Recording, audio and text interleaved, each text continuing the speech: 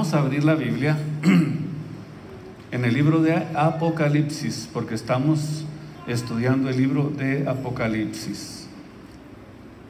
Del versículo 8 al 11 nos habla precisamente acerca de la iglesia de Esmirna.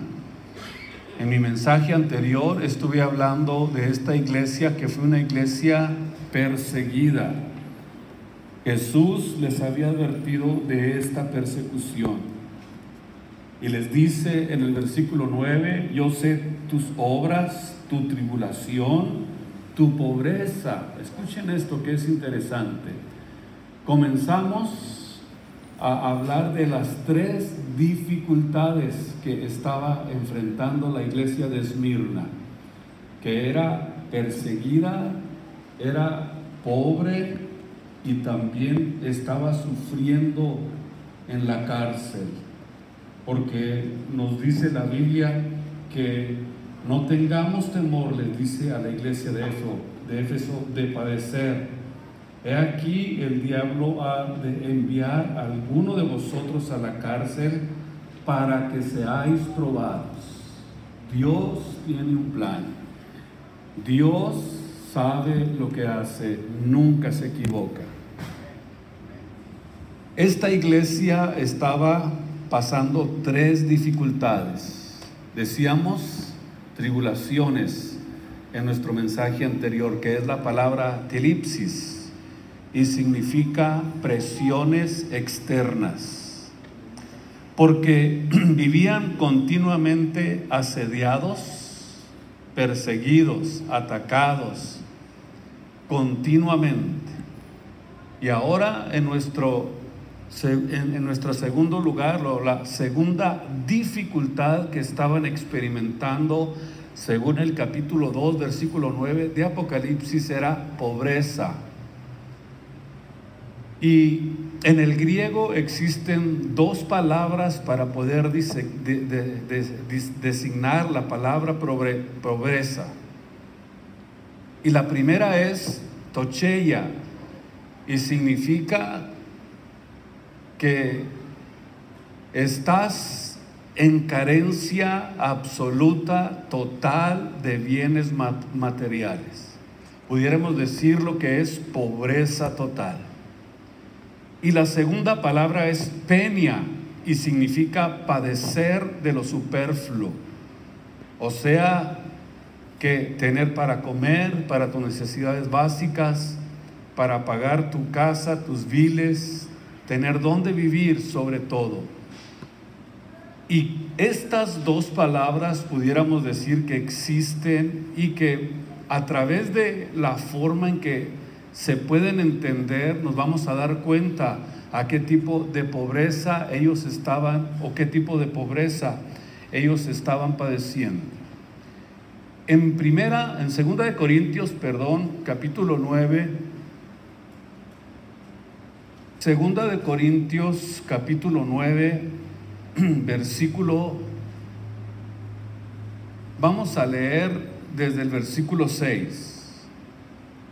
Hablando el apóstol Pablo para darnos a entender de dónde puede venir nuestra pobreza, o cuál puede ser la raíz de nuestra pobreza. Dice en el versículo 6: esto empero digo, que el que siembra escasamente también segará o cosechará escasamente, y el que siembra en bendiciones también va a recibir bendiciones. Muy bien, el apóstol aquí está utilizando el principio obvio y evidente acerca de lo que es en la agricultura, y Pablo lo aplica a la vida cristiana y nos explica que la cosecha va en proporción directo de la semilla que tú hayas sembrado. Si es un acre, vas a levantar exactamente lo que siembres en ese acre. Si son 2 acres, o 5 o 10 acres, o si tu vecino sembró 5 acres, y tú un acre, no esperes tener la misma cosecha. La cosecha es en proporción a la semilla que siembres. Lo que sembramos, esa va a ser la proporción de la cosecha de lo que nosotros, de lo que ustedes y yo hayamos sembrado. Naturalmente que el apóstol Pablo está utilizando la ilustración de lo que es la agricultura para darnos a entender si nosotros realmente estamos sembrando para recibir. ¿Están sembrando para recibir o están queriendo recibir sin sembrar? Vamos a ver. En el libro de Proverbios, capítulo 11, versículo 24, dice el proverbista: hay quienes reparten y les es añadido más, pero hay quienes son escasos más de lo que es justo. O sea, hay quienes son mucho más de lo que es justo. No siembran ni siquiera, pudiéramos decir, lo elemental para poder ser bendecidos. Ni lo elemental. Puede ser que sea una vida de descuido, de angustia, de desaliento, de desánimo, y no siembra ni siquiera lo que es justo. Pero ¿qué es lo que viene después? Dice el proverbista: la pobreza. Entonces comienza a venir la pobreza. Versículo 25: el alma liberal será engordada, y el que saciare, él también será saciado. Vean ustedes que en cada una de estas porciones de la Biblia nos da una idea de lo que realmente significa sembrar para no estar padeciendo. Jesús, por ejemplo, lo expresó de esta manera en Lucas 6:38. Escuchen: dad y se os dará. Digamos que el sistema es de siembra. Si tú quieres ser bendecido, siembras la semilla. Si tú quieres cosechar, siembras la semilla. Dad y se os dará. Medida buena, apretada, remecida y rebosando, darán en vuestro seno. Con la misma medida, o sea, no esperes más de lo que no sembraste. Con la misma medida que midiereis, os será vuelto a medir. Por ejemplo, si el creyente generoso da por fe y confiando en Dios, con el sincero deseo de producir la bendición más grande que sea posible, ese creyente recibirá el mismo tipo de cosecha en términos de bendición personal. Así es como Dios trabaja. No esperes recibir si no siembras en Dios. Porque hay muchas personas que nomás quieren recibir, pero sin sembrar, sin trabajar, sin estar siendo responsables en su vida espiritual. Porque hay personas que se apartan de Dios, están sufriendo y están siempre: ore por mí, hermano, llore por mí, llore por mí. ¿Y qué estás haciendo tú? Esa es la pregunta. Si no se te ve ni el ojo ni el polvo en la iglesia. Por eso el apóstol dijo que hay ocasiones por quienes dice: yo les digo que ni oren por ellos, va a ser en vano. ¿Es verdad o no es verdad lo que estoy diciendo? Es verdad. Así es la Biblia es la verdad. En 2 Corintios 9:7, seguimos en el versículo 7, dice: cada uno dé como propuso en su corazón, no con tristeza o por necesidad, porque Dios ama al dador alegre. ¿Cómo propuso? Este término se ocupa solamente aquí en el Nuevo Testamento. Y esto indica un plan de acción premeditado, predeterminado, que se hace de corazón y de manera voluntaria. y no como algo impulsivo ni como algo obligatorio. Por eso usted va a escuchar en muchos lugares que casi lo quieren voltear patas para arriba para ver si le cae el dinero, para que se le salga de las bolsas, con una forma impulsiva, como si fuera algo obligatorio, cuando la Biblia nos dice que nosotros tenemos que dar, como dice la Biblia, como ustedes hayan propuesto en su corazón.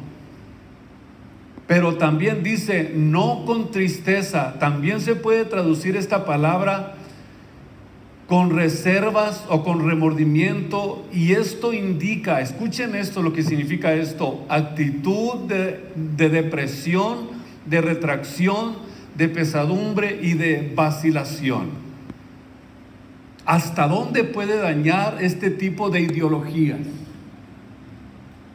Y esto está acompañado de algo que se hace naturalmente por un sentido formal, como si se tratara de un deber. ¿Y qué es lo que hace la persona? Va a dar sin ningún gozo en absoluto. Y si no das con gozo, es muy difícil que tú recibas bendiciones de Dios.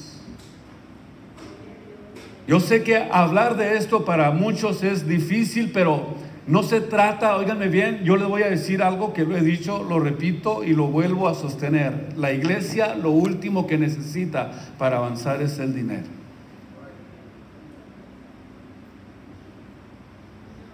Así es. ¿De qué se trata entonces lo que está diciendo el apóstol Pablo? De que se trata de dar con alegría. Se trata de sembrar con amor en la obra de Dios. Se trata de sembrar para recibir bendiciones. Cualquiera diría, pero ¿será que si yo doy, Dios me va a bendecir? Si no tienes esa convicción y esa sabiduría para hacerlo, mejor no lo hagas. Porque hay muchos que me voy a dar 100 para que Dios me dé 1000.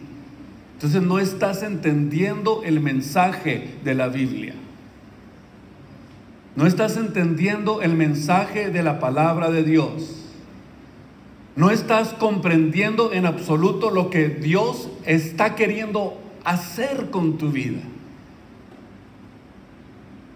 Otra palabra que utiliza el apóstol, o por necesidad, hablábamos de esto, que se trata de estar bajo convulsión. Y esto se refiere a presión y coerción externas, las cuales están siempre casi acompañadas todo el tiempo por el legalismo de una persona que enseña esto. Los creyentes no deben de dar en base en las demandas de los demás o conforme a un parámetro arbitrario o en cantidades prefijadas. ¿Dónde están los de 10,000? Y allá están los de 10,000. Y creen que por lo que están haciendo y porque así les enseñan. Una vez escuché a una mujer diciendo, entre más grande sea la cantidad, más golpe va a ser en contra de Mamón. No sé quién será ese, pero eso es lo que ella dijo. ¿Será que podemos nosotros golpear al diablo con el dinero? Mentiras del diablo. Y cuidado que se le acerque a alguien con uno de 100, porque dice que es un mediocre. ¿Lo han visto? ¿Sí o no? No estoy mintiendo, porque yo también lo he visto. Es más, hasta le hace al fuchi a uno de 100. Quiere de 1000 para arriba. ¿Qué es lo que están haciendo? Exactamente lo que estamos aprendiendo, poniendo presión. Están buscando la forma de mentirle a la gente, lo están haciendo con demanda, están utilizando un parámetro arbitrario, están haciendo todo lo contrario a lo que la Biblia nos enseña. Todo lo contrario. Antes, al contrario, Dios, dice la Biblia, finalmente el apóstol dice que Dios ama al dador alegre.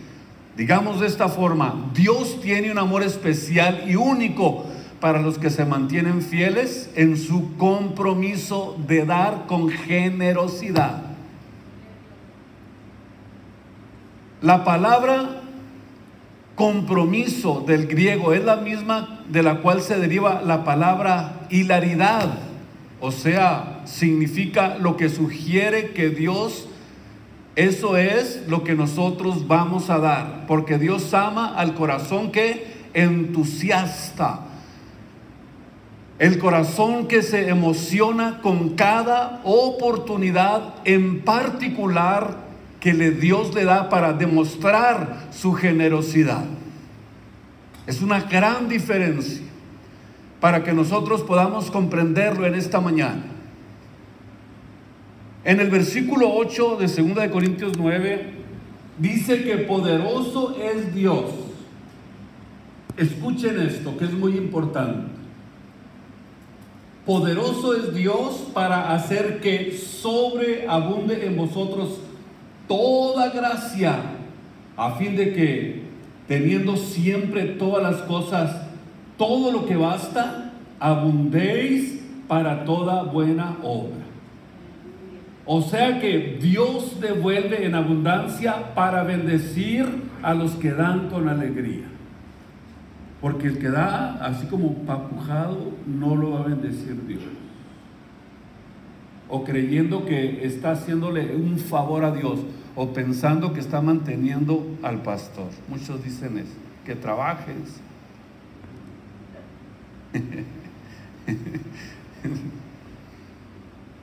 Y gracias a Dios que yo sí trabajo. Y Dios me bendice. Entonces, cuando nosotros entendemos esto, que Dios devuelve en abundancia para bendecir a los que dan con alegría, esto significa que no es para satisfacer deseos egoístas, para que abundemos para toda buena obra. O sea, cuando un cristiano no tiene ni para dar, ni siquiera para la obra de Dios, tienes que tener cuidado. A lo mejor estás bajo maldición. David dijo: joven fui y he envejecido, y no he visto ningún justo desamparado, ni su simiente que mendigue pan. Quiere decir exactamente lo que dice Pablo, que Dios es poderoso para hacer que en ti y en mí abunde todo lo suficiente para tener siempre, para poder dar todo lo que podamos para la obra de Dios. Si es así, dice Malaquías 3:11, increparé o reprenderé al devorador, y toda tu casa será bendecida. Asegúrate que no haya entrado el devorador y que te haya quitado lo que Dios quería darte para bendecir su obra. Y estos hermanos de Esmirna padecían pobreza por dos razones. Número uno, porque en su mayoría eran esclavos. Y en segundo lugar, eran pobres porque las persecuciones continuas ideadas por los judíos apóstatas que llevaban a cabo estos, se llevaban a multitudes de personas a las casas de los cristianos para robarles absolutamente todo. Por eso eran pobres. No era cosa fácil ser cristiano en ese tiempo. Dios sabe cuando eres pobre, no por flojo, ni apático, ni codo, ni avaricioso, sino porque eres verdaderamente un servidor de Jesucristo. Vean ustedes la diferencia de lo que estamos hablando. Pero sin embargo, aún en la pobreza hubo hombres, hubo por lo menos en la Biblia registradas 2 mujeres que dieron de su sustento. Fíjense ustedes, graduar de dar con alegría a dar de su sustento. En el libro de Primera de Reyes, capítulo 17, vayan ustedes conmigo al versículo 9. Dios envía al profeta Elías a una misión ¿Y saben a dónde lo manda? Al Holiday Inn Express, a una suite. ¿Saben a dónde lo mandó? Con una viuda pobre que nomás tenía para un pan. ¿Cuántos misioneros quieren ir a esos lugares?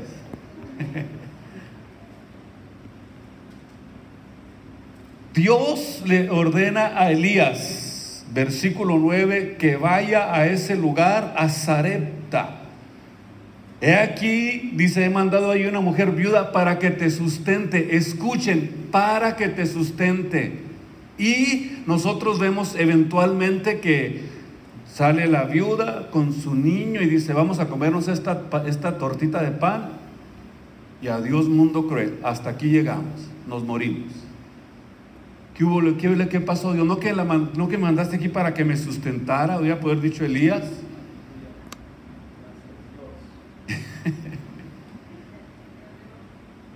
Pero sin embargo, vemos aquí en la Biblia que cuando llegó a este lugar la encontró recogiendo leña para cocinar la última torta que tenía. Y todavía el profeta Elías está esperando que se la dé a él, la única torta. Y como nosotros vemos aquí en el versículo 12, donde dice que iba a comerse esto, que lo iba a aderezar, lo iba a preparar para que lo comamos para mí, para mi hijo, y lo que comamos y después nos muramos. Pudiéramos decir que esta sí era realmente pobreza. Esta sí era pobreza. Pero sin embargo, aún en su pobreza como la viuda de Sarepta, notamos que solo tenía para una tortilla. Era lo último, era lo único que tenía. ¿Y qué saben qué hizo esta mujer? Dio de su sustento. Quiere decir que podemos nosotros graduar a dar de nuestro sustento. ¿Quién es capaz de quitarse el último bocado de pan que te queda para dárselo a otro? El último sándwich que hay en el refrigerador y ya no hay más. Y que de repente llegue alguien como el profeta Elías. ¿Qué harías? Esto es donde notamos que Dios quiere que nosotros entendamos sus bendiciones. Quiere decir entonces que Dios también puede probarnos de tal manera qué tan dispuestos estamos a dar de lo que es de nuestra substancia o de nuestro sustento, como la mujer que dio todo lo que tenía en Mateo capítulo 12, versículo 43 y versículo 44. Pasaban por ahí los Richelieu y echaban puros de a mil y se creían la gran cosa porque estaban dando mucho. Dice, yo di 10,000 a la obra del Señor, como en este tiempo. Yo di 1,000 a la obra del Señor. Y yo di esto y yo del otro. Y pasó esta mujer y dio todo lo que tenía. ¿Ya lo notaron? Está dando de su sustento. Porque muchos no son capaces de dar de esta manera. Llegar a este nivel de entendimiento para darnos cuenta que lo que Dios está tratando de hacer es a través de esa forma bendecirnos. Pero sin embargo vemos que Elías, el profeta, le dice a la mujer, por haber hecho esto, de aquí en adelante, si ustedes ven Primera de Reyes 17, le dice, no te va a faltar ni el aceite ni la harina. Ahí está el secreto. Dios manda a Elías para bendecir a esa mujer. La mandó para bendecirla. Somos bendecidos, escúchenme bien, cuando compartimos lo que Dios nos da. Porque Dios ama al dador alegre. Se me hace a mí que si pusiéramos aquí la urna enfrente para que vinieran a dar las ofrendas, se me hace que hasta se vendrían danzando de allá de atrás antes de depositar. Eso significa dar con alegría. Dios ama al dador alegre.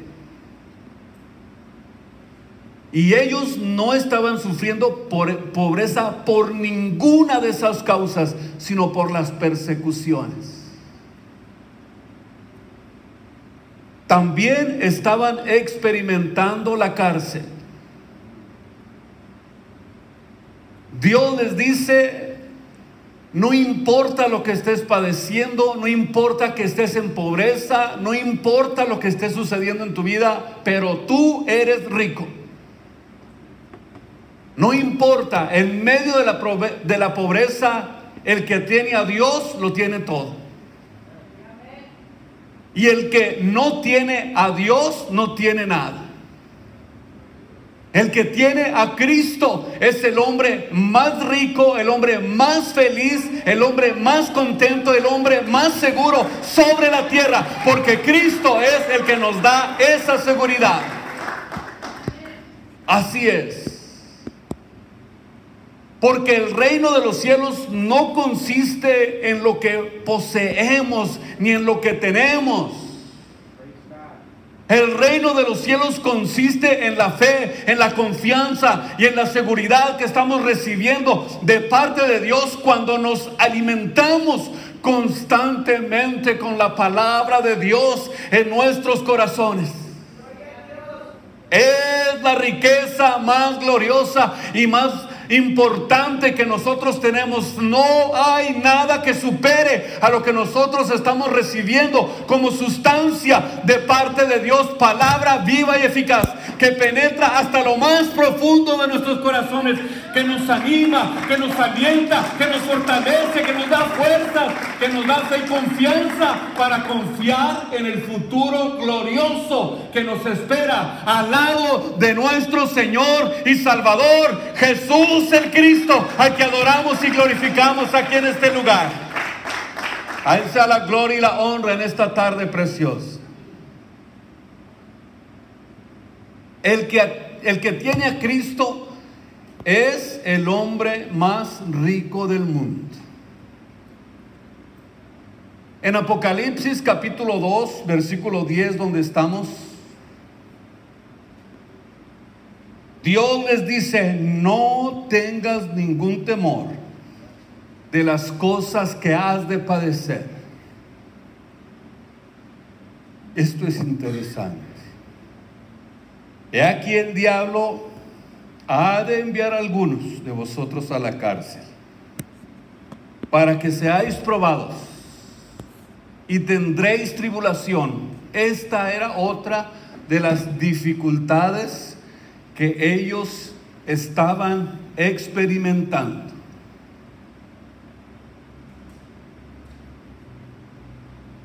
El que tiene a Cristo, ya sabemos, tiene todo esto. Y en aquel tiempo era contra la ley romana ser cristiano y adorador de otra cosa que no fuera el emperador romano. Cualquiera que violara esta ley era encarcelado. Y esta es la razón por la que los cristianos tenían que meterse a las cuevas, a las catacumbas, para poder adorar, para poder leer la Biblia, para poder tener reuniones.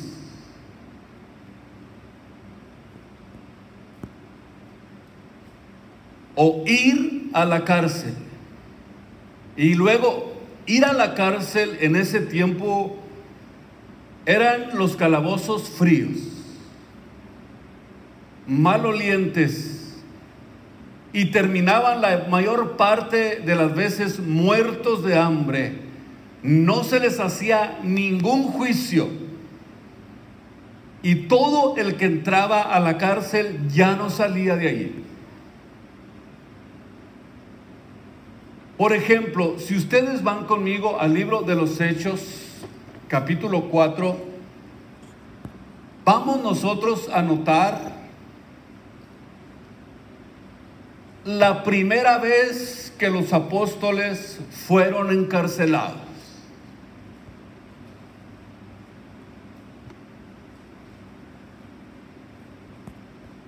Hablando ellos al pueblo, ¿quiénes fueron los que vinieron para perseguirlos?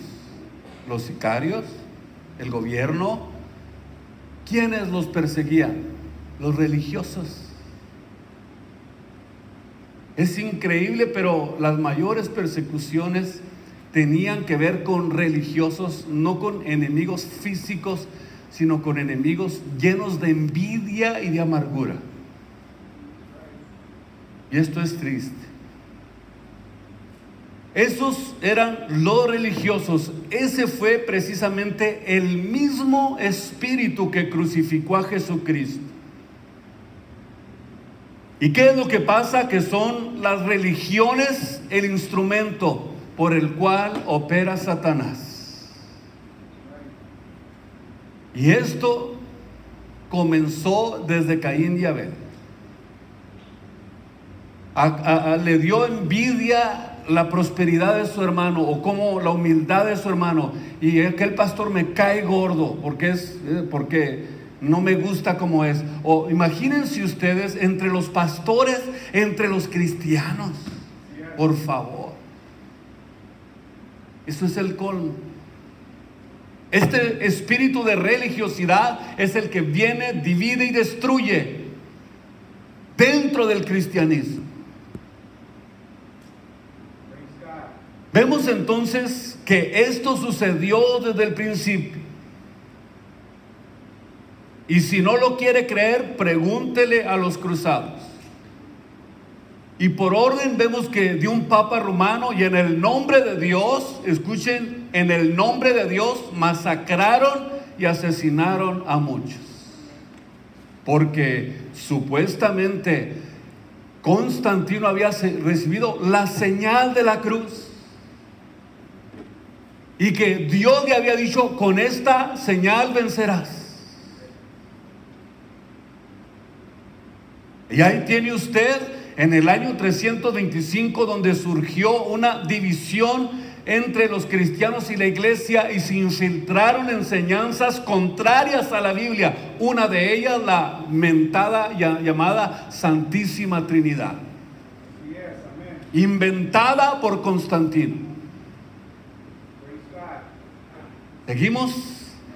Vemos entonces que supuestamente había recibido esta señal y este milagro, y dicen, y se convirtió no a Cristo, se convirtió al romanismo. O más bien el romanismo se metió y se infiltró al cristianismo después de tanta persecución. Quizás los halló ya cansados de tanta persecución por más de 325 años.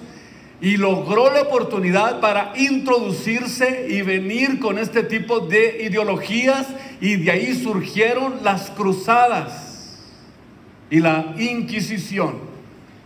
De esta ideología de la que se hizo mofa de que se había convertido al cristianismo el tal Constantino. Masacraron y asesinaron a muchos.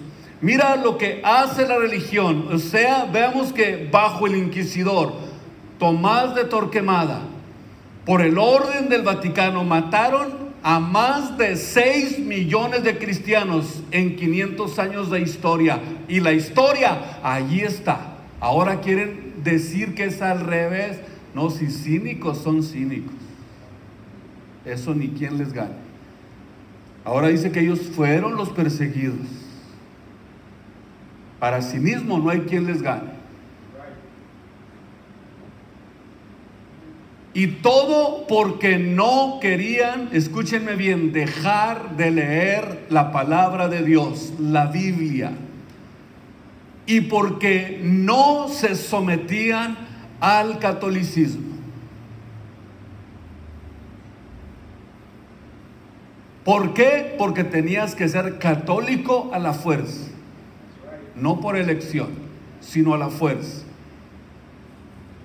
Cuando vemos nosotros que Cristo no forza absolutamente a nadie para que venga y lo siga. Él te llama, Él te dice: dame, hijo mío, tu corazón y miren tus ojos por tus caminos, pero nunca utiliza la fuerza ni la manipulación. El que tiene oídos para oír, oiga lo que el Espíritu dice a la iglesia. El que quiera arrepentirse, que se arrepienta. El que quiera seguirle, que le siga. Tú escoges tu destino después de esta vida. Por eso nosotros tenemos que entender que servir a Cristo es algo totalmente voluntarioso. Nadie tiene que influir en tus decisiones.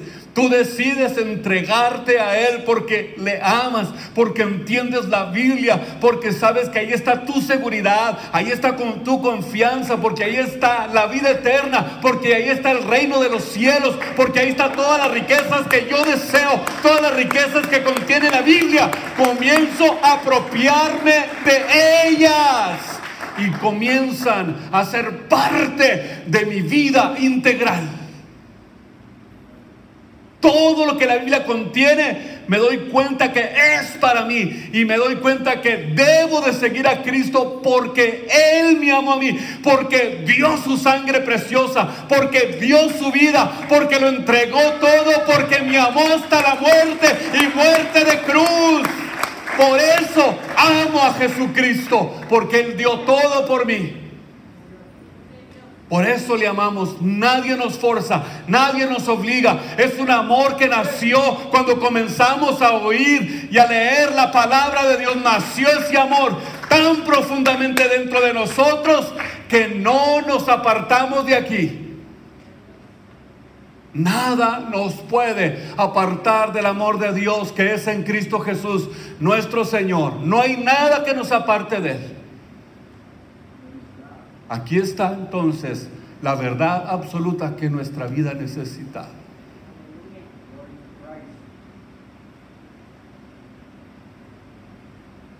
Y desde entonces nos damos cuenta que es verdad lo que dijo el apóstol Pablo: con Cristo estoy juntamente crucificado. Y ya no vivo yo, mas Cristo vive en mí. Cristo vive en mí. Mientras más muertos estemos a nuestro egoísmo, menos reaccionaremos ante las persecuciones, ante el acoso, ante la hostilidad del mundo. Porque es la única forma de demostrar que hemos llegado realmente a la madurez espiritual. Es la única forma de demostrar.